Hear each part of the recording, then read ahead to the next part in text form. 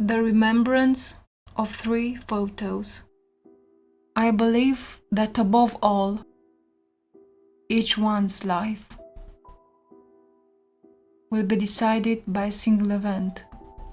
My father was kind of a grim, taciturn man. He was living for his work. He was not interested in me, up to the point that seemed ignoring my existence. Until one day he decided to take me fishing together. I came often to that little river, just outside the city, with my mother. We sat on a big white stone, slipping our feet in the freezing cold water. Such a thing can seem terribly important to a boy. It was happening especially because there wouldn't have been on other occasions. The water was so cold that you would want to pull off your legs and go, but I knew that after a while it became enjoyable. Something similar was happening in my father's presence. The coldness felt between us was becoming easier to bear. You know, when I was your age, I spent a lot of time on these river banks, pretending to be a pirate or an explorer. I fished with the rod that I had built with my father. Wow, maybe we'll build one also. No, I guess not. Tell me, Theodore, is there someone you admire? He really expected to respond that I admire him. Take a look at this picture. Such an ugly face. Don't you think that looks like an ordinary man? Indeed, judging from this photo, it might seem worse than many other men. He was called William Massey.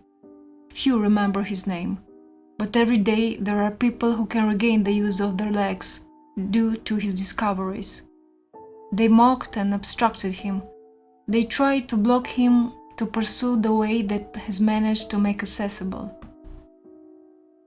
He has delivered them a letter of resignation and has spent all that he had to continue the research. This decision ended up also estranging his wife and sons. He has sacrificed everything, including his health and his mental lucidity.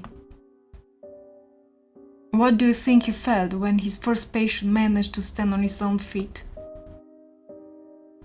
The story of this man is better, more comfortable in some ways. He was called Feather Crane. Despite he devoted himself to avant-garde studies, he has lived most of his career as a shining star. He was able to obtain fame, honors, wealth, and funds for his research. But the reason why I've kept this picture is that thanks to him, those suffering of shoulder affection are no longer condemned to lose their life at a young age. His name, however, is Albert Latte. From what I know, he never had a family, never had any honors, neither friends. He was suffering of dramatia, a disease that leads to blindness. His entire life's work comes down to a few lines. He's the reason that many people can continue to see. I carried these pictures with me for many years. They were the first people to whom I felt admiration. Watch them, Theodore. Each one of them are just a man, like all of us, nothing else. I knew deep down, what they have done, you may also do it, and you can do it better.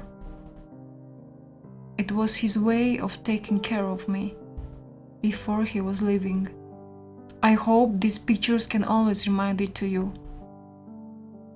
And even though I know I owe him my healing, none of those pictures ever meant anything. In my case, that event